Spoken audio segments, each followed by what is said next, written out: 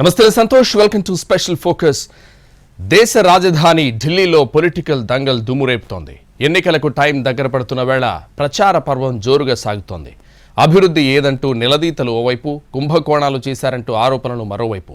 వెరసి అధికార విపక్ష పార్టీల మధ్య హై వోల్టేజ్ వార్ స్టార్ట్ అయింది. దీంతో వింటర్ సీజన్లో హస్తినలో అసెంబ్లీ ఎన్నికల పుణ్యమా అని రాజకీయ వేడి రంజు మీదుంది. దేశ రాజధాని ఢిల్లీలో అసెంబ్లీ ఎన్నికల ఫైట్ నడుస్తోంది. అధికారం నిలబెట్టుకోవాలని చీపురు పార్టీ ప్రయత్నిస్తుంటే 26 ఏళ్ల తర్వాత మళ్లీ అధికార పీఠం ఎక్కాలని కమలం పార్టీ స్కెచ్ వేసింది. 10 ఏళ్లకు ముందు కోల్పోయిన అధికారాన్ని తిరిగి హస్తగతం చేసుకోవాలని హస్తం పార్టీ పావులు కదుపుతోంది. దీంతో అన్ని పార్టీలు ఓటర్ దేవుళ్లను ప్రసన్నం చేసుకోవడానికి ఆట మొదలు పెట్టేశాయి. పొంగల్ ముగిసింది, ఢిల్లీ దంగల్ షురూ అయింది. నేటి నుంచి సరిగ్గా 20 రోజులకు ఢిల్లీ పోలింగ్. చీపురుతో సీట్లన్నీ ఊడ్చేస్తామంటున్న ఆప్, ఈసారి కమలం వికసిస్తుందంటున్న బీజేపీ, హస్తినలో హస్తం విజయమే ఖాయమంటున్న కాంగ్రెస్. దేశ రాజధాని ఢిల్లీ అసెంబ్లీ ఎన్నికల పోలింగ్కు సరిగ్గా 20 రోజులే సమయం ఉంది. దీంతో గెలుపు కోసం అన్ని పార్టీలు ప్రచార హోరు పెంచేశాయి. హస్తిన ఓటర్ను ప్రసన్నం చేసుకోవడంలో బిజీగా గడుపుతున్నాయి. నువ్వా నేనా అన్నట్లుగా ప్రచారం నిర్వహిస్తున్నాయి. నిన్న మొన్నటి వరకు ప్రస్తుతం అధికారంలో ఉన్న పార్టీ ఆమ్ ఆద్మీ, బీజేపీ మధ్య ప్రధానంగా పోటీ ఉండేది. ఇప్పుడు తాము కూడా ఉన్నామంటూ కాంగ్రెస్ పార్టీ కూడా స్పీడ్ పెంచింది. దీంతో ఢిల్లీ ఎన్నికలు ముక్కోణపు టోర్నీలా తయారయ్యాయి. నిజానికి ఇండియా కూటమిలో ఉన్న ఆమ్ ఆద్మీ, కాంగ్రెస్ కలిసి పోటీ చేయాల్సి ఉంది. కానీ ఎన్నికల షెడ్యూల్ రిలీజ్ కాకముందే కాంగ్రెస్తో జత కట్టేది లేదని క్లారిటీ ఇచ్చేశారు ఆప్ కన్వీనర్ అరవింద్ కేజ్రీవాల్. దీంతో కాంగ్రెస్ కూడా ఒంటరిగానే బరిలోకి దిగాల్సి వచ్చింది. ఫలితంగా ఢిల్లీ ఎన్నికల్లో ఇప్పుడు ట్రయాంగిల్ ఫైట్ నెలకొంది. గత 10 ఏళ్ల నుంచి హస్తినలో ఆమ్ ఆద్మీ అధికారంలో ఉంది. ఇప్పుడు ఎలాగైనా ఆప్ను గద్దెదించాలని బీజేపీ, కాంగ్రెస్ భావిస్తున్నాయి. ఇందుకోసం రెండు పార్టీలు ఆప్ కన్వీనర్ కేజ్రీవాల్ పైనే తమ ఫోకస్ పెట్టేశాయి. ఫలితంగా ఢిల్లీ ఎన్నికల్లో కేజ్రీవాల్ టార్గెట్గా క్రేజీ ఫైట్ షురూ అయింది. ఇందుకోసం ఎవరి స్కెచ్లు వాళ్లకున్నాయి. 26 ఏళ్ల తర్వాత ఇప్పుడు అధికార పగ్గాలు చేజిక్కించుకోవాలని భావిస్తున్న కమలం పార్టీకి ఈ ఎన్నికల్లో ఆప్, కాంగ్రెస్ విడివిడిగా పోటీ చేయడం లాభిస్తుందని అంచనా వేసుకుంటోంది. కాంగ్రెస్ బలంగా పోటీ పడితే బీజేపీకే లాభం కలుగుతుందని కాషాయ పార్టీ లెక్కలేసుకుంటోంది. మరోవైపు తమ ఓట్లను చీల్చేందుకే కాంగ్రెస్ ప్రయత్నిస్తోందని ఆప్ ఆరోపిస్తోంది. ముఖ్యంగా బీజేపీకి బీ టీమ్గా హస్తం పార్టీ మారిందంటూ విమర్శిస్తోంది. కాంగ్రెస్, బీజేపీ రెండూ తమ పార్టీని టార్గెట్ చేశాయంటున్న ఆప్ కన్వీనర్ కేజ్రీవాల్, తామిద్దరం ఎన్నికల్లో కలిసి పోటీ చేస్తున్నామని బహిరంగంగానే ప్రకటించాలని బీజేపీ, కాంగ్రెస్లను డిమాండ్ చేశారు. कांग्रेस की और बीजेपी वालों की, कांग्रेस और बीजेपी को अब औपचारिक रूप से ऐलान कर देना चाहिए कि वो मिलके गठबंधन में ये चुनाव लड़ रहे हैं आम आदमी पार्टी के साथ. ये चोरी छिपे पीठ पीछे एक साथ अलायंस करना ये ठीक नहीं है. 70 స్థానాలు ఉన్న ఢిల్లీ అసెంబ్లీకి ఫిబ్రవరి 5న ఒకే విడతలో పోలింగ్ జరగనుంది. అనంతరం ఫిబ్రవరి 8న ఓట్ల లెక్కింపు పూర్తి చేసి ఫలితాలు విడుదల చేయనున్నారు. 2020 ఎన్నికల్లో ఆప్కు 53.57%, బీజేపీకి 38.5% ఓట్లు వచ్చాయి. అప్పట్లో కాంగ్రెస్ పార్టీ పూర్తిగా చతికిల పడిపోయింది. ఆ పార్టీకి కేవలం 4.26% ఓట్లు మాత్రమే వచ్చాయి. ఇక మొన్నటికి మొన్న ఢిల్లీలోని లోక్సభ స్థానాలన్నింటినీ బీజేపీ క్లీన్ స్వీప్ చేసింది. దీంతో ఇప్పుడు జరిగే అసెంబ్లీ ఎన్నికల్లో సైతం ఫలితాలు తమకు అనుకూలంగా ఉంటాయని కాషాయ పార్టీ భావిస్తోంది. అటు ఆప్ మాత్రం సరికొత్త పంథాలో ప్రచార బరిలోకి దిగింది. విద్య, వైద్యం, తాగునీరు, విద్యుత్ పథకాలతో చేరువయ్యే కొత్త తరహా హామీలతో జనాలను ఆకట్టుకుంటున్నారు. ఇందులో భాగంగా గతంలో తప్పుగా వచ్చిన వాటర్ బిల్లులను అధికారంలోకి రాగానే రద్దు చేస్తామని ఆప్ కన్వీనర్ అరవింద్ కేజ్రీవాల్ ఢిల్లీ వాసులకు హామీ ఇచ్చారు.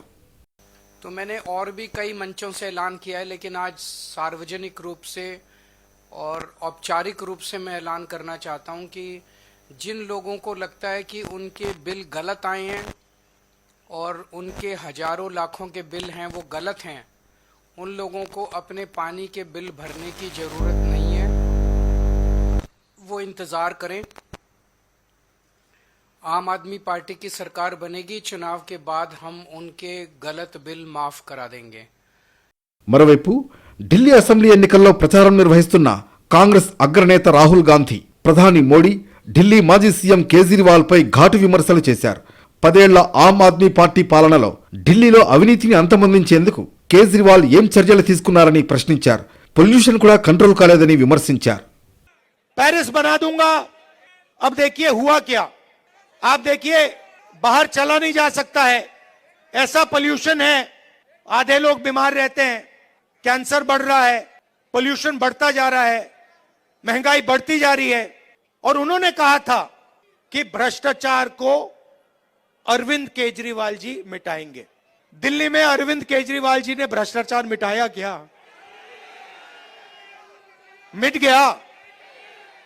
మొత్తంగా ఢిల్లీ ఎన్నికల్లో 3 పార్టీల మధ్య పోటీ అంటున్న బీజేపీ ఆప్ మధ్య టగ్ ఆఫ్ వార్ ఫైట్ కనిపించే అవకాశాలున్నాయి. ఆమ్ ఆద్మీ 10 ఏళ్ల పాలనలో స్కీమ్లు తక్కువ, స్కామ్లు ఎక్కువ అని విమర్శిస్తున్న బీజేపీ ఇందుకు సంబంధించి ఛార్జ్ షీట్ రిలీజ్ చేసింది. దీని ఆధారంగా గతంలో పరిపాలన ఎలా ఉండేదో ప్రజలకు చెప్పే ప్రయత్నం చేసింది. మరోవైపు కాంగ్రెస్ ఆప్ను ఏకకాలంలో టార్గెట్ చేసి రమేష్ బిదూరి రోజు హెడ్లైన్స్లో హైలైట్ అవుతున్నారు. ఢిల్లీ ఎన్నికల్లో ప్రజా సమస్యలతో పాటు liquor scam, Sheesh Mahal, CAG report leak అంశాలు ప్రచారాస్త్రాలుగా మారాయి. ఆమ్ ఆద్మీ పాలనపై బీజేపీ మాటల దాడి పెంచింది. అంతేకాదు, దాదాపు 20 రోజుల క్రితమే ఆప్ పాలనపై ఛార్జ్షీట్ కూడా విడుదల చేసింది. కేజ్రీవాల్ అవినీతి కాలుష్యం నుంచి ఢిల్లీని రక్షించాలని ఓటర్లను కోరింది. గతంలో అన్నా హజారేను ముందు పెట్టి కాంగ్రెస్ అవినీతికి వ్యతిరేకంగా ఉద్యమాలు నడిపిన కేజ్రీవాల్ నేడు అవినీతికి కొత్త ప్రమాణాలను తీసుకొచ్చారంటూ ఆరోపణలు గుప్పించింది. ఢిల్లీలోని పాఠశాలలను ప్రపంచ స్థాయికి తీసుకువెళ్తామని హామీ ఇచ్చారని, కానీ ఏకంగా 2 లక్షల మంది విద్యార్థులు చదువుకు దూరమయ్యారని బీజేపీ ఆరోపించింది. ఢిల్లీలో రోజురోజుకు కాలుష్యం పెరిగిపోతోందని, దీనికి ఆప్ ప్రభుత్వ విధానాలే కారణమని నిందించింది. యమునా నదిని శుద్ధి చేయడంలో కేజ్రీవాల్ విఫలమయ్యారంటూ బీజేపీ ఆరోపించింది. అంతేకాదు, కేజ్రీవాల్ హయాంలో వాటర్ బోర్డు కుంభకోణం, క్లాస్ రూమ్ కుంభకోణం, మొహల్లా క్లినిక్ కుంభకోణం, వక్ఫ్ కుంభకోణం, లిక్కర్ కుంభకోణం, డీటీసీ కుంభకోణం, ఇలా ఎన్నో స్కామ్లు జరిగాయని మండిపడింది. ఇక బీజేపీ తమపై వేసిన ఛార్జ్షీట్కు ఆప్ కూడా కౌంటర్ ఇచ్చింది. అసలు బీజేపీకి సీఎం అభ్యర్థే లేరంటూ కేజ్రీవాల్ విమర్శించారు. ఆ తర్వాత ఇదే అంశానికి సంబంధించి ఢిల్లీలో హోర్డింగ్లు సైతం ఏర్పాటు చేసింది ఆమ్ ఆద్మీ పార్టీ. అరవింద్ కేజ్రీవాల్ ఆప్ నుంచి సీఎం అభ్యర్థిగా ఉంటారు, మరి మీ సీఎం అభ్యర్థి ఎవరంటూ ప్రశ్నించింది. అటు సీఎం అతిషిపై పదే వ్యాఖ్యలు చేస్తున్న బీజేపీ నేత రమేష్ బిధూరిని కూడా సీఎం అభ్యర్థి కాంట్రవర్సీలోకి లాగింది ఆప్. ఆయన్ను బీజేపీ సీఎం అభ్యర్థిగా ప్రకటించవచ్చని ముందే కంగ్రాట్స్ చెప్పారు కేజ్రీవాల్. బీజేపీ సీఎం అయినందుకు అభినందిస్తున్నా అన్నారు. రమేష్ బిధూరి ఎంపీగా ఢిల్లీ ప్రజలకు ఏం చేశారో చెప్పాలని డిమాండ్ చేశారు. అలాగే ఢిల్లీలో సీఎం అభ్యర్థిగా ఆయన కార్యాచరణ ఏంటో ప్రకటించాలని కోరారు. మరోవైపు కల్కాజీ నుంచి బీజేపీ అభ్యర్థిగా బరిలోకి దిగిన రమేష్ బిధూరి చేసిన వ్యాఖ్యలు దేశవ్యాప్తంగా సంచలనం సృష్టించాయి. తనను గెలిపిస్తే ఢిల్లీ రోడ్లను ప్రియాంక గాంధీ బుగ్గల్లా మారుస్తానంటూ ఆయన కామెంట్ చేశారు. ఇక రమేష్ బిధూరి వ్యాఖ్యలపై కాంగ్రెస్ కార్యకర్తలు దేశవ్యాప్తంగా గరమయ్యారు. ఆయన ఇంటిని కూడా ముట్టడించారు.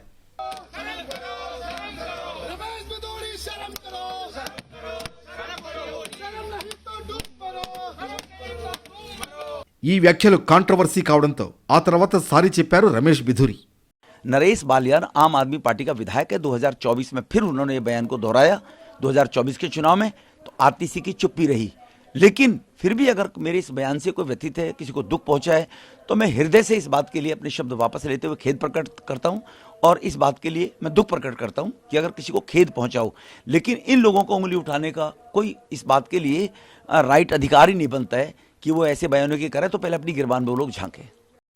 అటు కల్కాజీలో తన ప్రత్యర్థిగా ఉన్న ఆప్ నేత ఢిల్లీ సీఎం అతిషిని కూడా రమేష్ బిధూరి వదల్లేదు. సీఎం అతిషి ఆమె తండ్రినే మార్చేశారు. గతంలో ఆమెకు ఒక ఇంటి పేరు ఉండగా ప్రస్తుతం మరో పేరును వినియోగిస్తున్నారు. అంతేకాకుండా ఉగ్రవాద కార్యకలాపాలకు పాల్పడిన అఫ్జల్ గురుకు క్షమాభిక్ష ప్రసాదించాలంటూ ఆమె తల్లిదండ్రులు పిటిషన్ దాఖలు చేశారని ఆరోపించారు. తనపై చేసిన ఈ వ్యాఖ్యలకు సీఎం అతిషి కౌంటర్ ఇచ్చారు. రాజకీయాల కోసం ఇంత నీచానికి దిగజారుతారా అని విమర్శించారు. ఢిల్లీ ప్రజలు బీజేపీ కుసంస్కారాన్ని గమనిస్తున్నారంటూ ఏడ్చేశారు. वो इतने बीमार रहते हैं कि बिना सहारे के चल नहीं पाते हैं। आप चुनाव के लिए इतनी घटिया हरकत करेंगे? कैसे बुजुर्ग व्यक्ति को गालियां देने पे उतर आएंगे? इस देश की राजनीति इतने घटिया स्तर पर गिर सकती है, मैं कभी सोच नहीं सकती थी। మొత్తంగా వీరిద్దరూ పోటీ చేస్తున్న కల్కాజీ సీటులో టఫ్ ఫైట్ కనిపిస్తోంది. మరి కల్కాజీ ఓటర్లు ఎవరి వైపు మొగ్గు చూపుతారో చూడాలి. కేజ్రీవాల్తో క్రేజీ ఫైట్. ఎస్, ఇప్పుడు ఇదే ఢిల్లీ అసెంబ్లీ ఎన్నికల్లో కనిపిస్తోంది. ఢిల్లీ మాజీ సీఎం కేజ్రీవాల్ చుట్టూనే ఇప్పుడు ప్రచారం అంతా సాగుతోంది. కేజ్రీవాల్ సర్కార్ హయాంలో తీసుకున్న నిర్ణయాలు, అవినీతి గురించి బీజేపీ ప్రశ్నలు సంధిస్తోంది. దానికి ఆప్ నుంచి కూడా తగిన కౌంటర్లు పడుతున్నాయి. ఢిల్లీ లిక్కర్ కేసు కూడా హస్తిన ఎన్నికల్లో ప్రధాన ప్రచారాస్త్రంగా మారింది. ఈ కేసుపై పదే ఆరోపణలు గుప్పిస్తున్న కమలం పార్టీ లీక్ అయిన కాగ్ రిపోర్ట్ను ఆధారంగా చేసుకుని ఆప్ సర్కార్పై ఆరోపణలకు దిగింది. కాగ్ రిపోర్ట్ ప్రకారం కొత్త మద్యం పాలసీ ద్వారా ఢిల్లీ ఖజానాకు 600 కోట్ల రూపాయలు కాదు 2026 కోట్ల రూపాయల నష్టం వాటిల్లినట్లు లెక్కలు చెబుతోంది కాషాయ దళం. అయితే ఈ కాగ్ నివేదికను ఢిల్లీ అసెంబ్లీలో ఇంకా ప్రవేశపెట్టలేదు. కానీ ఆ నివేదికకు సంబంధించిన సమాచారం లీక్ అయింది. దాని ఆధారంగా ఆప్ను టార్గెట్ చేశారు బీజేపీ నేతలు.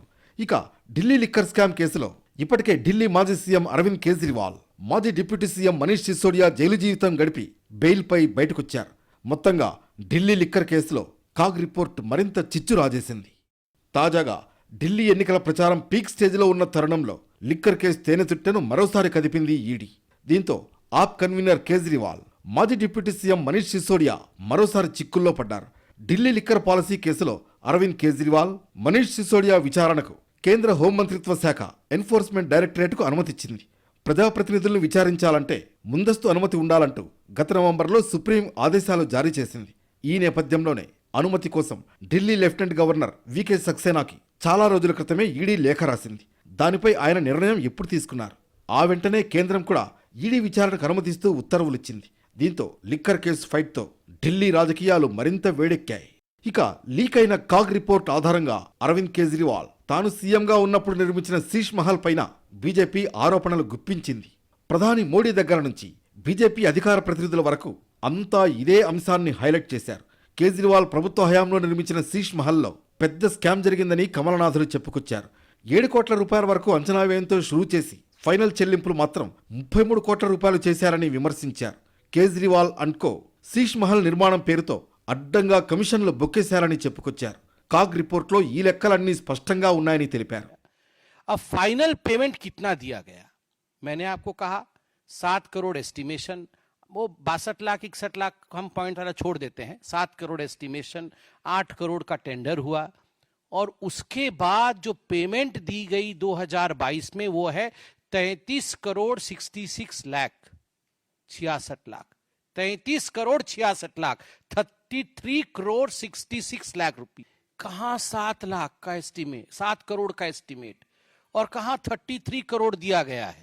मतलब जो एस्टिमेटेड कॉस्ट 7 करोड़ का था उससे 342.31% अधिक पेमेंट किया गया और जो टेंडर्ड अमाउंट था 8 करोड़ का उससे 290.49% का ऊपर पेमेंट किया गया. आप सोचिए इतना घोटाला तो हमने कहीं नहीं सुना होगा, वो भी एक हवेली के पीछे. ఢిల్లీలోని రోహిణిలో ఈ మధ్య అభివృద్ధి పనులకు శంకుస్థాపన చేసిన ప్రధాని మోడీ ఆప్ సర్కార్తో పాటు అరవింద్ కేజ్రీవాల్పై విరుచుకుపడ్డారు.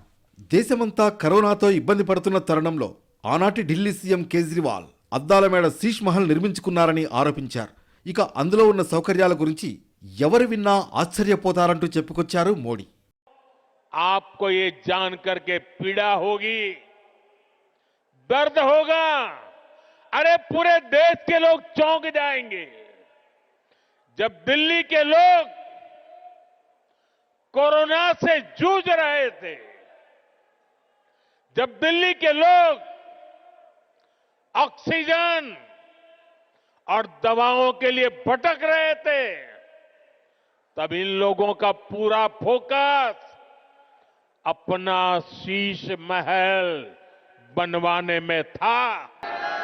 इन्होंने शीश महल का भारी भरकम बजट बनाया. ఇక పదే పదే ఢిల్లీ ఎన్నికల్లో శీష్ మహల్ గురించి బీజేపీ విమర్శలు గుప్పిస్తున్న తరుణంలో ఆప్ నేతలు కూడా కౌంటర్ ఇచ్చారు. ప్రజల సొమ్ముతో అద్దాల మేడలో కేజ్రీవాల్ ఖరీదైన ఏర్పాట్లు చేసుకున్నారని బీజేపీ విమర్శిస్తున్న నేపథ్యంలో నిజానిజాలను ప్రజలకు తెలియజేయడానికి ఆప్ అగ్రనేతలు సంజయ్ సింగ్, సౌరభ్ భరద్వాజ్ తమ అనుచరులతో కలిసి మీడియాను వెంటబెట్టుకుని 6 ఫ్లాగ్ స్టాఫ్ రోడ్లోని ఈ బంగ్లాలోకి ప్రవేశించేందుకు ప్రయత్నించారు. అయితే పోలీసులు వారిని అడ్డుకున్నారు. దాంతో వారు అక్కడే బైఠాయించి బీజేపీకి వ్యతిరేకంగా నినాదాలు చేశారు, నిరసన తెలిపారు. जो भी है बुलाइए उनको.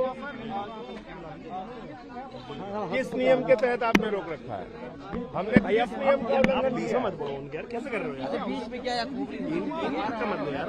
అయితే తమను అడ్డుకోవడంతో బీజేపీ అబద్ధాలు బయటపడ్డాయని చెప్పారు ఆప్ నేత సంజయ్ సింగ్. శీష్ మహల్ లోపల ఏముందో చూసేందుకు బీజేపీ నాయకులు ఎందుకు రాలేదని ఆయన ప్రశ్నించారు. Golden toilet, swimming pool, mini bar ఎక్కడున్నాయో చూపించాలని నిలదీశారు. అంతేకాదు ప్రధాని మోడీ అధికార నివాసం ఒక రాజమహల్ అని ఆప్ నేతలు విమర్శించారు. దానికోసం 2,700 కోట్ల రూపాయలు ఖర్చు పెట్టారని ఆరోపించారు. ప్రజల సొమ్ముతో నిర్మించిన ఈ రాజమహల్లోకి మీడియాను అనుమతించే దమ్ముందా అని బీజేపీ నాయకులకు సవాల్ విసిరారు. राजमहल देखने और इस राजमहल के अंदर 5,000 सूट है मोदी जी का, 6700 जूते की जोड़ियां हैं, 300 करोड़ की कालीन है, 200 करोड़ का झूमर है, वो सब कुछ देखना है। और हम यहां 10 मिनट प्रतीक्षा करेंगे। अगर वो नहीं दिखाना चाहते इसका मतलब ये सारी चीजें अंदर मौजूद है। 10-10 लाख की पेन मौजूद है, 5,000 सूट मौजूद है, 6700 जूते मौजूद हैं। दावा किस आधार पर कर रहे हैं आप? दिखाएं ना, अगर सही नहीं है तो जो हम बोल रहे हैं अगर वो सही नहीं है तो दिखाएं। देखते नहीं आप फैशन डिजाइनर की तरह वो रोज बदलते रहते हैं। ये प्रधानमंत्री निवास और मुख्यमंत्री निवास का मुद्दा है। जब मुख्यमंत्री निवास को हम दिखाने के लिए तैयार हैं तो प्रधानमंत्री निवास को छिपाया क्यों जा रहा है? प्रधानमंत्री जी देश के प्रधानमंत्री हैं, हम सब के प्रधानमंत्री हैं। उनका निवास स्थान देखने का हक पूरे देश को है। जैसे मुख्यमंत्री के निवास स्थान को देखने का हक दिल्ली के लोगों को था, ऐसे ही पूरे देश के लोगों को हक है। इसमें छिपाने वाली तो कोई बात नहीं। हम तो 10 मिनट में हट ఇక ఢిల్లీలో పొల్యూషన్ మళ్లీ పెరిగింది. దీంతో పార్టీల ప్రచారానికి ఇబ్బంది కలుగుతోంది. అయితే వీలైనంత వరకు ఓటర్లను కలిసేందుకు అన్ని పార్టీల నేతలు ప్రయత్నిస్తున్నారు.